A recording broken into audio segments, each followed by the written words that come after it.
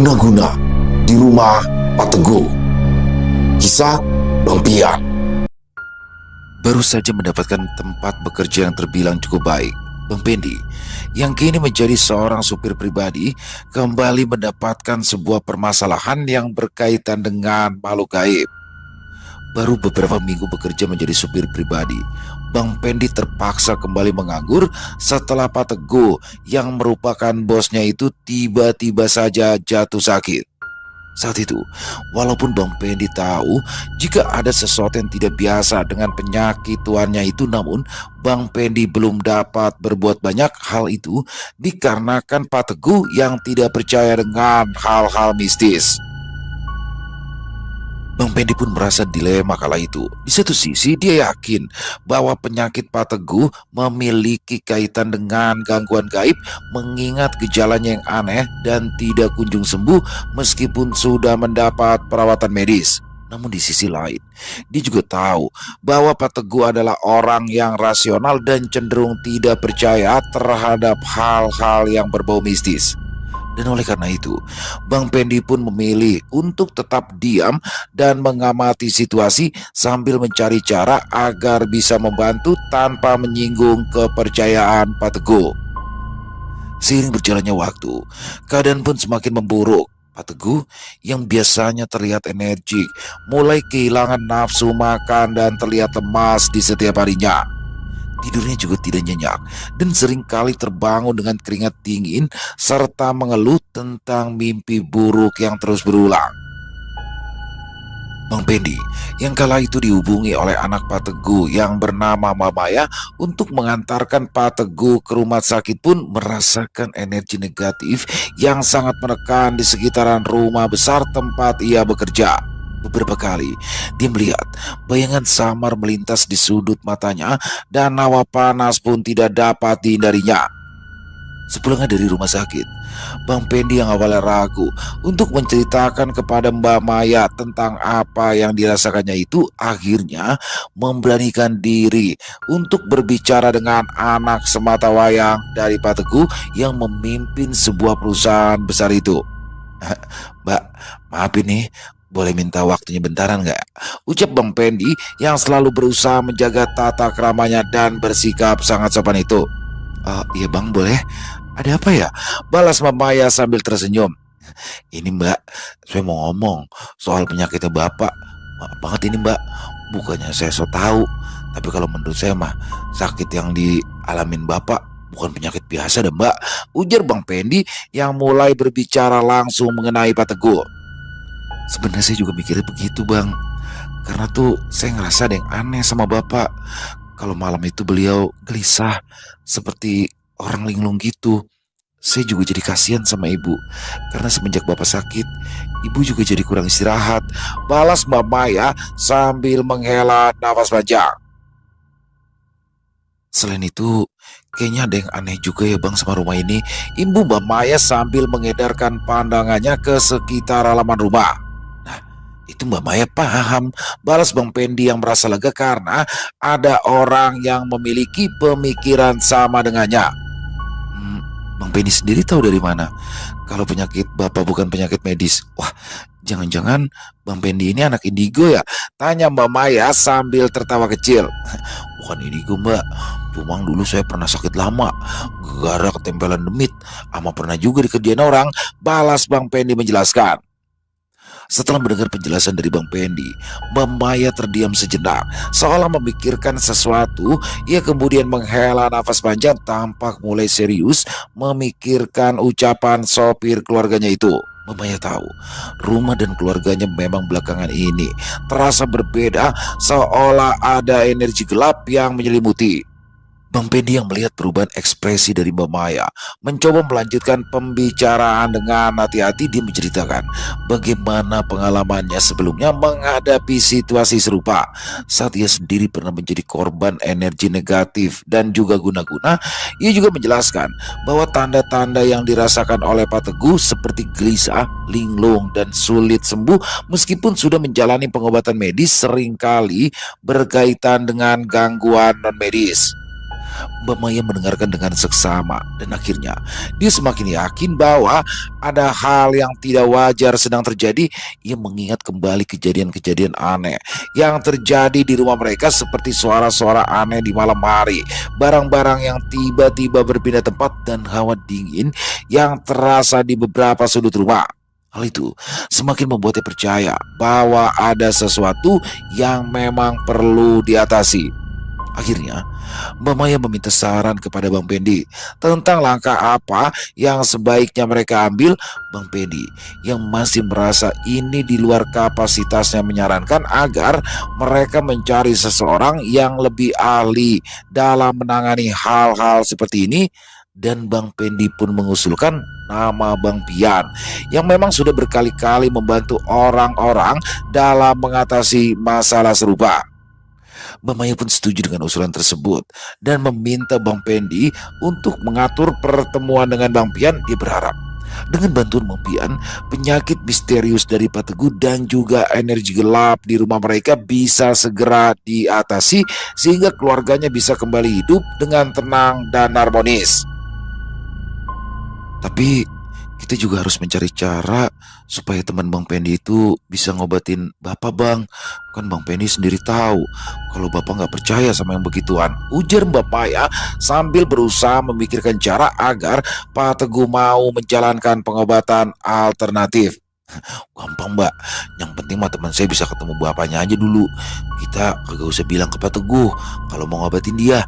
Kita cari aja alasan lain dulu. Nah, selebihnya biar teman saya yang ngurus, balas Bang Pendi dengan penuh percaya diri. Bang Pendi yakin kalau teman Bang Pendi itu bisa jelasin ke Bapak soal penyakit yang sedang dialaminya itu. Tanya Mbak Maya yang ragu dengan usulan dari Bang Pendi. Udah tenang aja, Mbak, temen saya mah punya 1000 akal. Selain dia jago ngomong, dia juga lucu banget orangnya. Saya yakin banget dah kalau Pak Teguh pasti mau diobatin sama dia nantinya, jawab Bang Pendi yang memang sudah lama mengenal Bang Pian. Ya udah, kalau gitu Bang Pendi atur aja ya, saya ikut aja. Yang penting Bapak sehat lagi, balas Mbak Maya yang membuat Bang Pendi merasa lega kala itu. Setelah mendapat persetujuan dari Mbak Maya, Bang Pendi pun langsung menghubungi Bang Pian dan memberitahu situasi yang sedang mereka hadapi. Walau sempat menemui kendala karena sangat sulit untuk bertemu dengan Bang Pian, namun Bang Pendi terus berusaha dan mencari waktu yang tepat hingga akhirnya dia dapat bertemu dengan sahabat baiknya itu. Set dah, udah kayak pejabat aja lu, Yan. Susah banget ditemuinya, ujar Bang Pendi sambil menepuk pundak Bang Pian yang sedang menikmati secangkir kopi di teras rumah Baba Ali yang terbuka itu. Astagfirullahaladzim, ngagetin sih lu. Salam kek apa kek, main nepok-nepok aja, udah kayak copet lu, balas Bang Pian yang dibuat terkejut oleh kedatangan Bang Pendi. Lah iya ya, maafin gue dah ya, gue seneng banget soalnya bisa ketemu sama lu, sampai lupa ngucapin salam, balas Bang Pendi yang langsung duduk dan menyeruput kopi hitam milik Bang Pian yang baru saja diletakkan di atas meja kecil. Rasain lo, main nyosor aja udah kayak soang galak, pahit-pahit tetu mulut lo, ujar Bang Pian sambil tersenyum ketika melihat Bang Pendi mengusap bibirnya setelah menyeruput kopi hitam milik Bang Pian yang terasa pahit. Set dah, ini kopi apa rebusan Antawali sih, pahit amat, suek bener dah, ucap Bang Pendi yang terlihat kesal. Rasain, balas Bang Pian singkat. Tidak lama kemudian, Baba Ali pun terlihat keluar dari dalam rumah dengan wajah yang terlihat kesal. Hari itu, Baba Ali yang sedang kurang sehat merasa terganggu dengan suara ribut dari arah teras depan rumahnya. Dasar bocah geblek, pagi-pagi udah pada ngelenong aja lu, bukannya pada kerja sono lu, ujar Baba Ali yang langsung membuat Bang Pian dan Bang Pendi terdiam. Lah, saya mau masuk malam. Ini nih, Satria Baja Hitam anaknya Bang Jali. Pagi-pagi udah ngayap aja, balas Bang Pian sambil membakar rokok kretek kesukaannya. Bisa aja lu panci, ucap Bang Pendi kesal. Jangan pada berisik dah lu ya, gue mau istirahat ini. Kepala gue puyeng banget, mana badan rasanya sakit semua. Lu malah pada ribut aja, balas Baba Ali yang kembali masuk ke dalam rumahnya. Lu pada kalau mau ngelenong jangan di sini kan, sono no di perempatan Celduk yang nyarame orang, imbu Baba Ali kesal. Lu sih pagi-pagi bikin perkara aja, jadi ngambek dah tuh aki-aki, ucap Bang Pian yang membuat Bang Pendi tersenyum. Emangnya ada apaan sih lu? pakai ribut nyariin gue segala, tanya Bang Pian penasaran.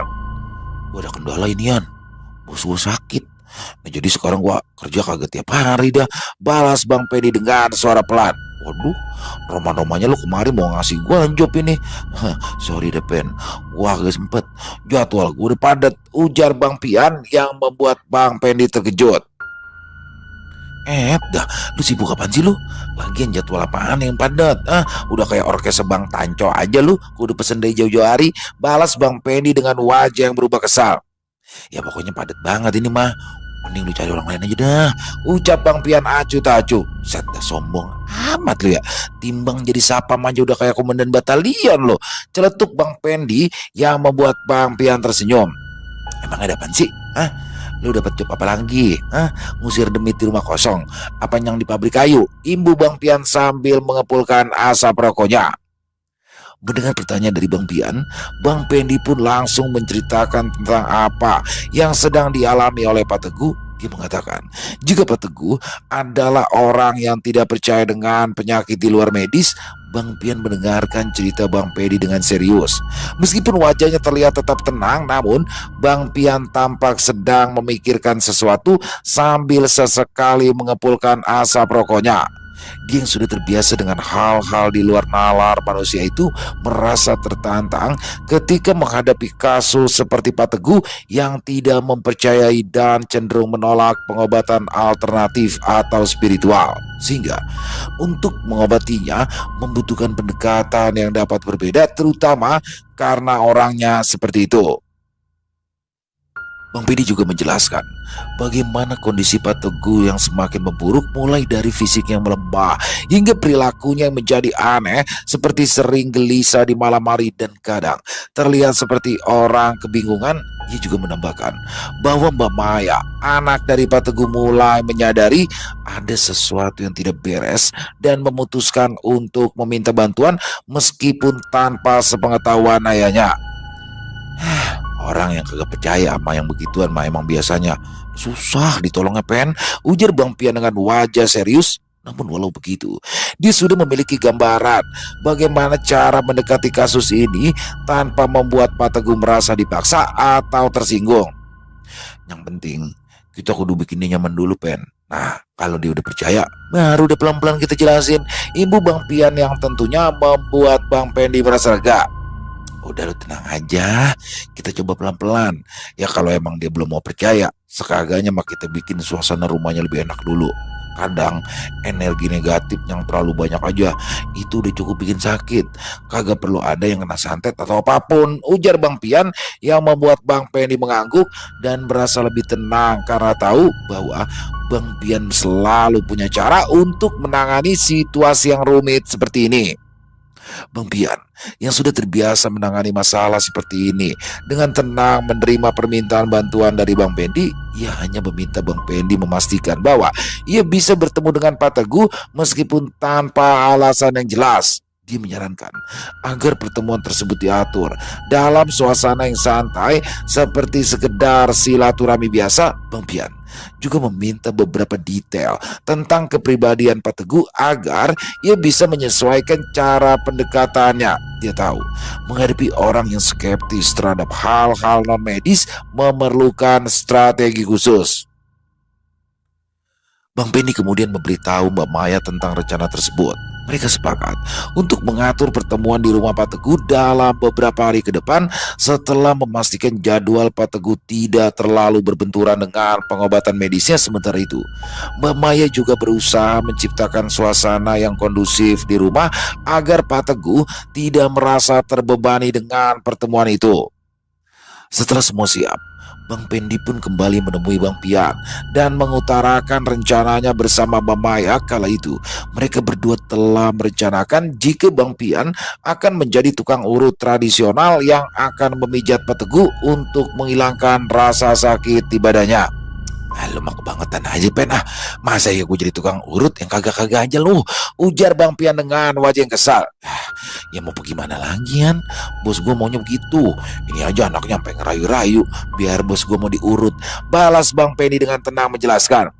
Ya aturan jangan tukang urut dong, kota rame-rame. Yang lain kan bisa, tukang ledeng kek, tukang bangunan kek, apa kek selain ngurut. Suek banget lu mah, ujar Bang Pian dengan wajah yang semakin kesal. Emang apa sih? Lah bukannya lu malah gampang bakal ngobatin bos gua. Pan lu bisa amprogan langsung sama dia. Balas Bang Penny dengan wajah serius. Amprogan sih amprogan, tapi gua geli Pen. Maaf nih ya, dari kecil gua gak banget yang namanya diurut. Karena gua geli gitu kalau badan gua dipegang-pegang orang. Apalagi ini gua kudu nyemak-nyemak badan orang, ujar Bang Pian menjelaskan sambil bergidik membayangkan sesuatu yang tidak diinginkan. Bagaimana lagi ya? Masa ya mau dibatalin? Kan kagak enak sama Mbak Maya, anaknya Pak Teguh, ucap Bang Pendi dengan suara pelan. Hai, udah dah. Yang penting ketemu bos lu dulu aja. Perkara ngurut gampang nanti, balas Bang Pian yang berlalu pergi meninggalkan Bang Pendi untuk mengganti pakaian. Hari yang dinantikan akhirnya tiba. Bang Pian datang ke rumah keluarga Pak Teguh bersama dengan Bang Pendi, dan ketika bertemu dengan Pak Teguh, Bang Pian dengan cepat mencairkan suasana dengan obrolan ringan dan guyonan khasnya yang membuat semua orang termasuk Pak Teguh tertawa dengan lepas. Tidak ada tanda bahwa Bang Pian sedang menyelidiki sesuatu. Saat itu, dia benar-benar membuat pertemuan itu penuh dengan canda tawa. Namun, di balik senyum dan candaannya, Bang Pian mulai mengamati aura di sekitaran Pak Teguh. Ia bisa merasakan energi gelap yang mengelilingi pria itu, tetapi ia tetap menjaga ekspresi wajahnya agar tidak terlihat serius. Sambil terus berbicara, Bang Pian perlahan mencari cara untuk mendekati inti masalah dengan tetap membuat Pak Teguh merasa nyaman. Setelah beberapa saat, Bang Pian mulai menyelipkan pertanyaan-pertanyaan yang seolah-olah tidak disengaja. Dia bertanya tentang kesehatan Pak Teguh, pola tidurnya, dan bagaimana perasaan fisik maupun mentalnya belakangan ini. Pak Teguh yang memang sudah mulai merasa nyaman dengan kehadiran Bang Pian mulai menceritakan keluhannya, termasuk rasa tidak nyaman yang sering ia rasakan tanpa sebab yang jelas. Saya ini orang yang sama sekali nggak percaya kalau makhluk gaib itu bisa bikin kita sakit, Mas, ujar Pak Teguh yang membuat Bang Pian terdiam. Kalau soal itu kagak percaya mah kagak ngapa-ngapa, Pak. Yang penting kan Bapak percaya adanya makhluk gaib, setan, demit, jin, sama sejenisnya, balas Bang Pian dengan tenang. Ya kalau itu sih saya percaya, Mas, balas Pak Teguh yang masih terlihat santai. Saya juga awalnya begitu, Pak. Saya kagak percaya kalau angin bisa bikin kita sakit. Tapi pas sudah sering masuk angin, saya percaya kalau angin ternyata bisa bikin kita sakit, balas Bang Pian yang membuat Pak Teguh tersenyum mendengarnya. Ya kalau angin kan jelas ada dan bisa kita rasain, Mas. Beda kan sama setan, ujar Pak Teguh dengan nada suara datar. Lah, setan pan juga ada, Pak. Cuma kan jadi sedikit beda sama angin. Kalau angin pan bisa dirasain sama semua orang. Nah, kalau setan itu cuma bisa dirasain sama orang-orang tertentu doang. Misalnya nih ya, Bapak tiba-tiba merinding, terus ngerasa mual. Nah, sebenarnya di dekat Bapak itu lagi ada setan, balas Bang Pian menjelaskan dengan caranya yang terbilang cukup unik dan sederhana. Nah kalau si setan itu bisa bikin kita merinding sama mual, lah berarti setan juga bisa bawa penyakit, Pak. Terus dia bisa juga jadi penyebab orang sakit, imbu Bang Pian yang membuat Pak Teguh menganggukkan kepalanya seraya memahami apa yang telah disampaikan oleh Bang Pian. Jadi menurut sampean, penyakit yang ada di dalam tubuh saya ini bukan penyakit medis? Tanya Pak Teguh sambil menganggukkan kepalanya. Kurang lebihnya kayak begitu deh, Pak, balas Bang Pian singkat. Berarti sampean ini bukan tukang urut biasa dong, tapi orang yang paham dengan dunia gaib? Tanya Pak Teguh yang membuat Bang Pian kebingungan menjawabnya. Ya dikit-dikit saya ngerti, Pak. Soalnya dulu mah saya pernah belajar buat ngobatin penyakit non medis. Jawab Bang Pian dengan lugas.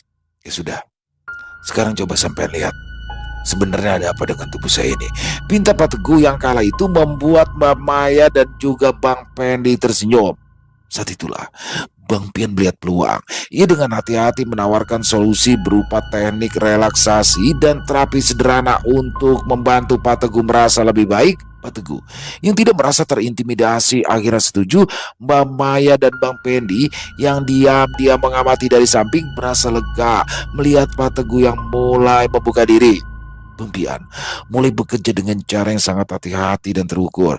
Ia mengambil kursi kecil dan meminta kepada Pak Teguh untuk memijat bahu dan punggungnya terlebih dahulu, sambil terus membaca doa-doa pelan dalam hati.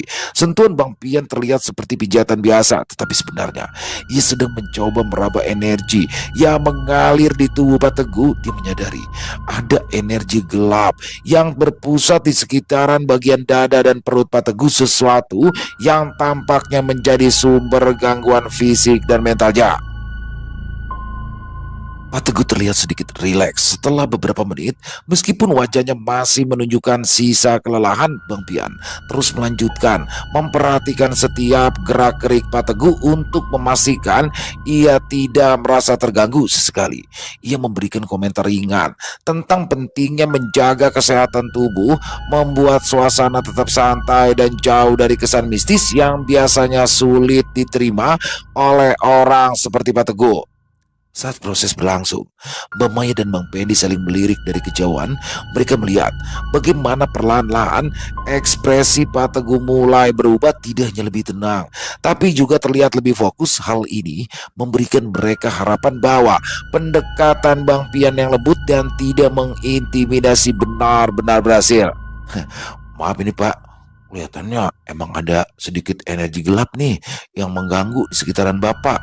Saya bantu bersihin ya, pelan-pelan aja deh ya, biar Bapaknya nyaman, ujarnya dengan tenang. Pak Teguh yang merasa sudah cukup rileks hanya bisa mengangguk tanpa banyak pertanyaan. Bang Pian kemudian melanjutkan dengan teknik sederhana, yaitu dengan menggunakan air doa yang sebelumnya sudah ia siapkan.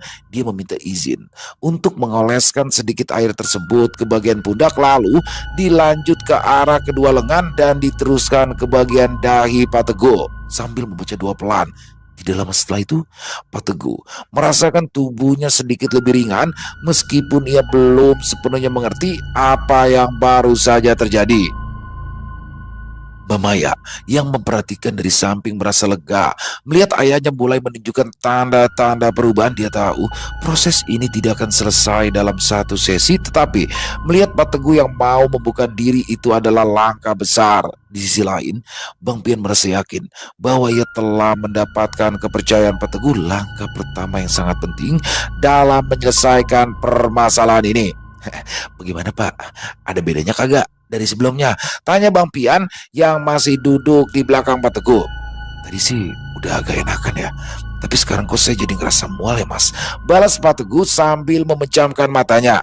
Tunggu bentaran ya Pak, kita keluarin aja nih sekalian apa yang ada di dalam badan Bapak, ujar Bang Pian dengan penuh keyakinan.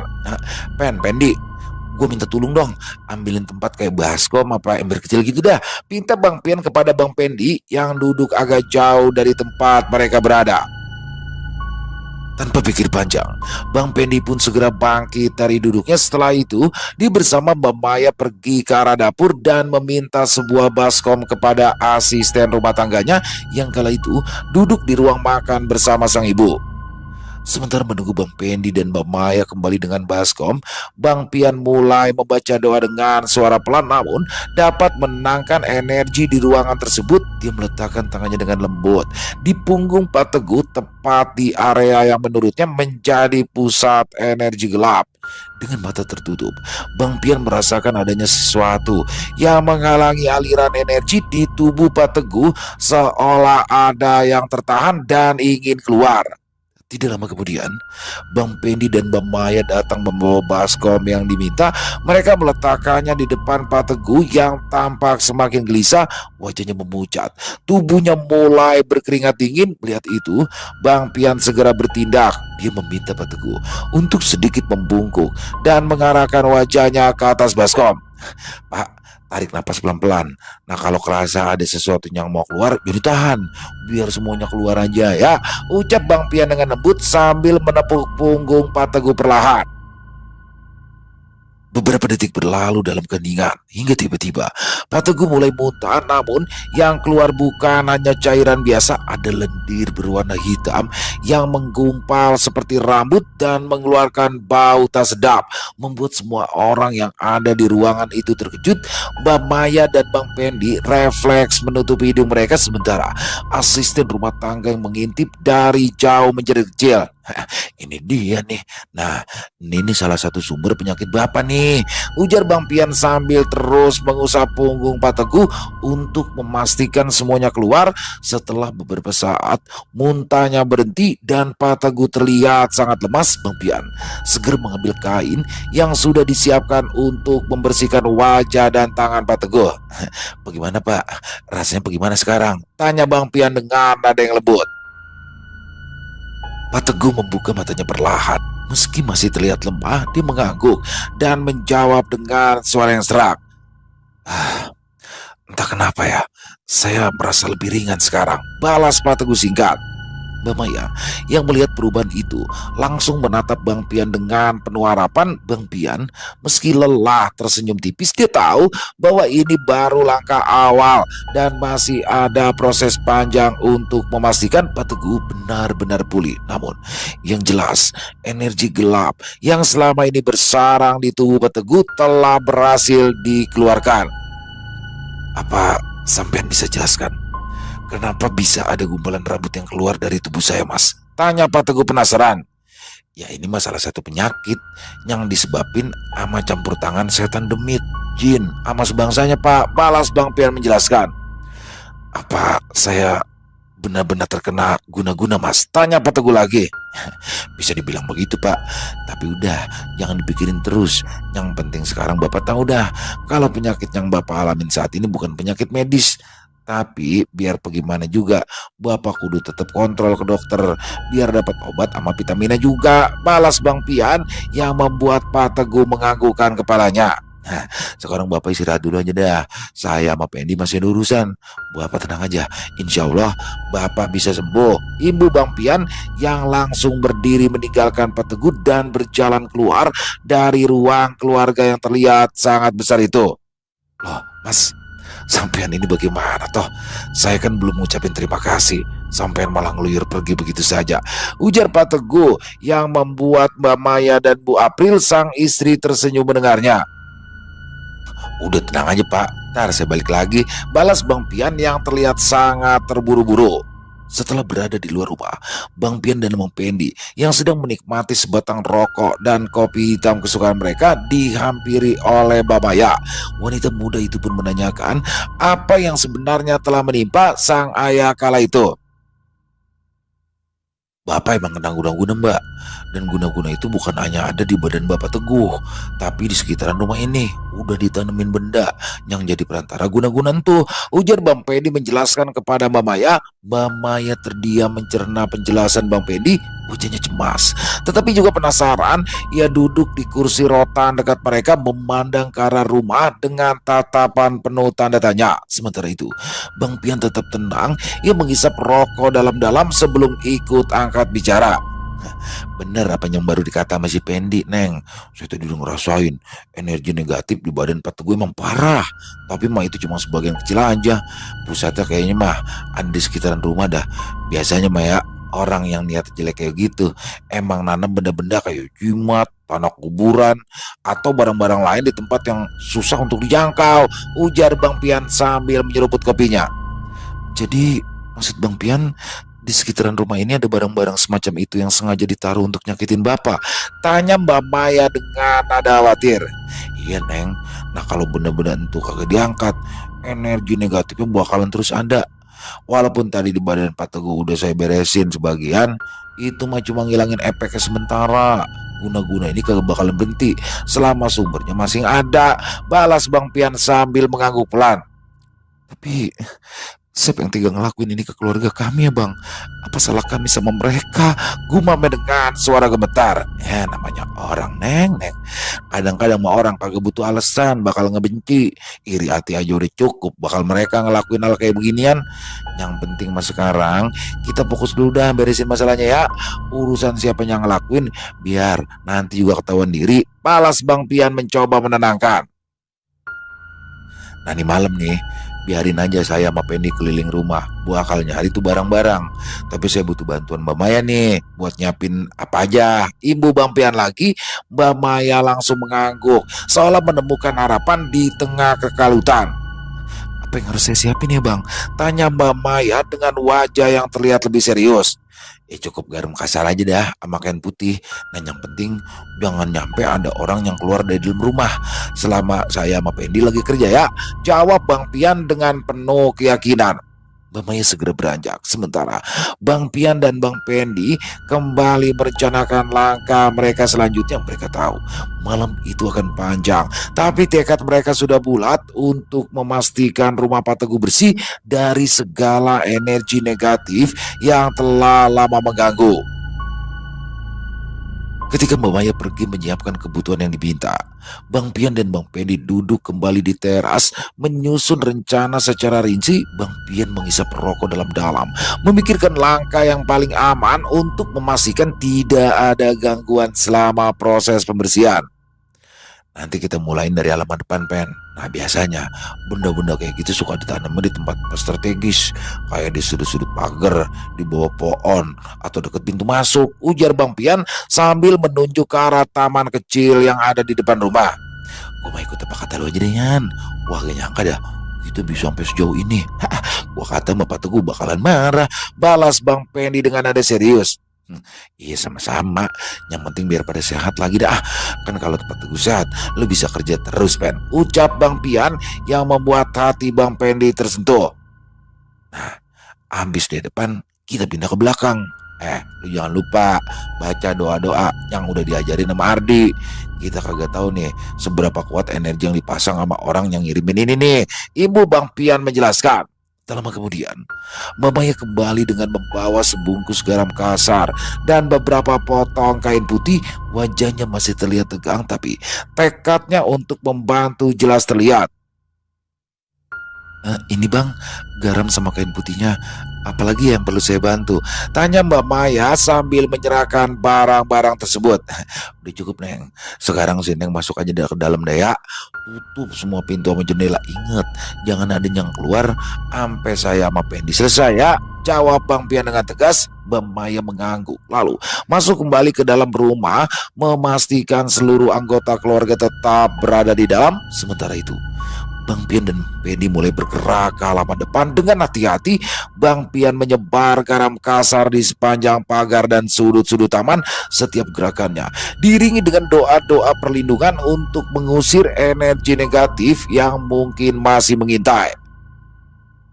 Ketika mereka tiba di sudut pagar, Bang Pian tiba-tiba merasakan hawa dingin yang menusuk. Ia berhenti sejenak, memejamkan mata, lalu menunjuk ke tanah di bawah sebuah semak. Nah, di sini nih Pen, gue yakin banget ada sesuatu yang udah ditanam di bawah sini nih.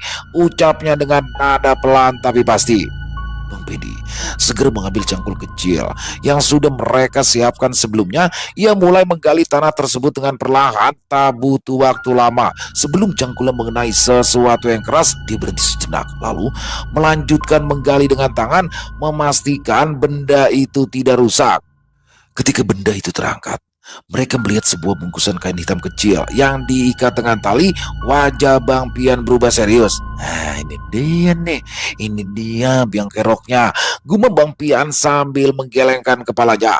Tanpa membuang waktu, Bang Pian membungkus benda itu dengan kain putih yang telah ia bawa, lalu menyiramkan air doa di sekitarannya untuk menetralisir energi negatif. Ini baru satu nih Pen, kayaknya masih ada lagi nih mah. Sekarang kita lanjut ke belakang yuk, ujar Bang Pian sambil mengamati lingkungan sekitar dengan waspada. Malam semakin larut, namun semangat mereka tetap menyala. Mereka tahu pembersihan ini adalah langkah penting untuk mengembalikan kedamaian di rumah Pak Teguh. Setiap sudut rumah diperiksa dengan teliti, memastikan tidak ada lagi benda-benda yang menjadi sumber energi gelap yang mengganggu.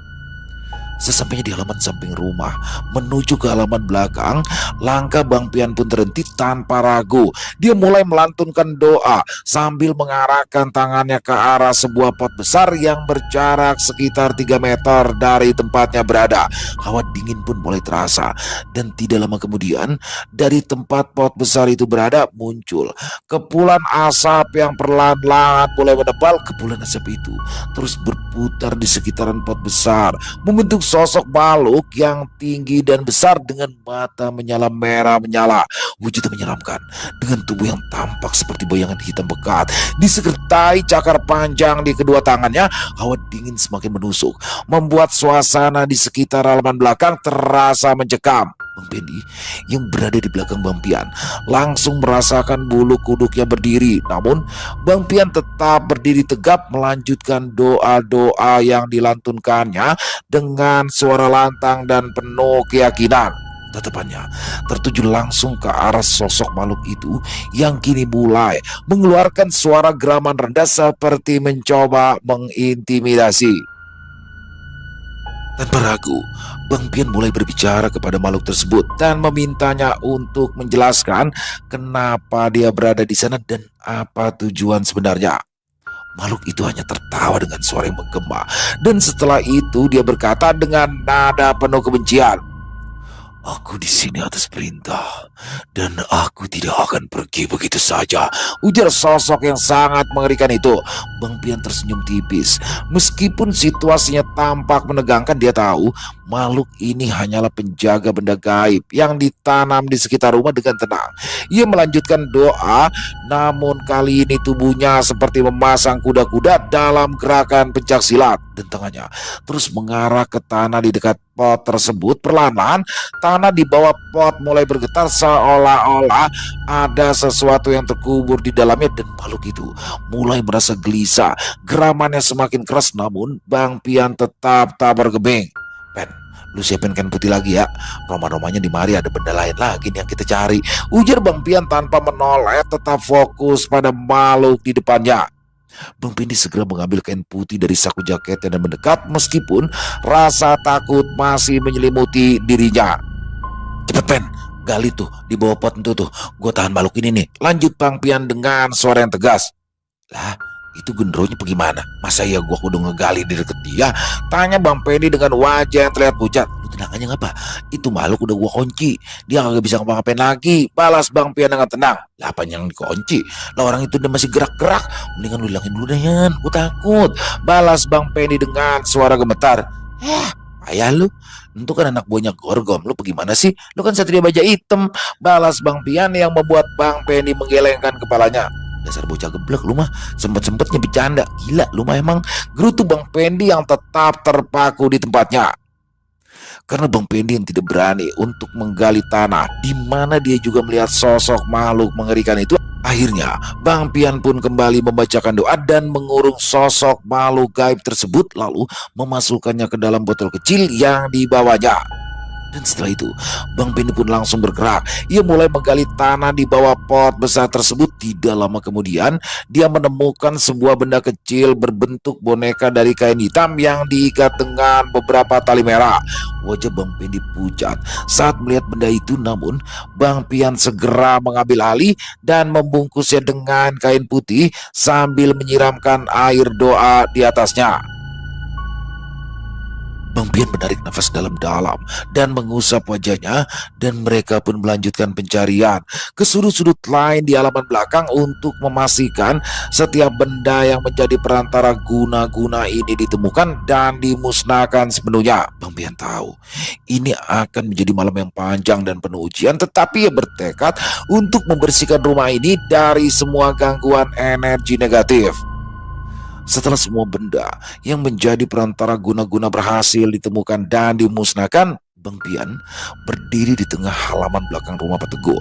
Wajahnya tampak serius sementara udara malam terasa semakin dingin. Dengan kedua tangannya yang terangkat, Bang Pian mulai melantunkan doa-doa perlindungan yang pernah ia pelajari. Suaranya mantap dan penuh keyakinan menggema di antara dinding-dinding rumah besar itu.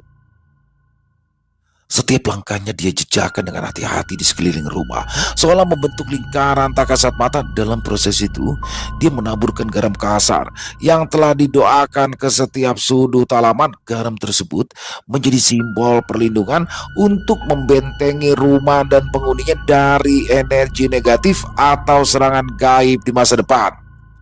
Ketika akhirnya Bang Pian selesai, ia berdiri di depan pintu rumah dan mengucapkan doa terakhir. Kemudian ia berbalik menghadap Bang Pendi dengan nafas yang terlihat sedikit lega. Alhamdulillah, kelar juga Pen. Sekarang rumah ini udah gue pagerin. Insya Allah di rumah aman. Kalau ada yang mau nyoba-nyoba, ya bakalan kena duluan ya pada. Ujar Bang Pian dengan nada yakin meskipun lelah mulai terlihat di wajahnya. Makasih banyak ini Yan. Wah bener-bener agak tahu ini bagaimana caranya balas budi sama lu Yan. Balas Bang Pendi sambil menundukkan kepalanya. Udah lu tenang aja. Yang penting mah sekarang keluarganya Pak Teguh aman. Pan udah gue bilang tadi, kalau Pak Teguh sehat lagi pan lu bisa kerja terus. Balas Bang Pian dengan tenang. Malam itu, suasana di rumah Pak Teguh terasa lebih tenang. Hawa berat yang sebelumnya terasa seolah telah lenyap sepenuhnya. Keluarga Pak Teguh akhirnya bisa beristirahat dengan lebih damai. Sementara itu Bang Pian dan Bang Pendi meninggalkan rumah dengan perasaan lega.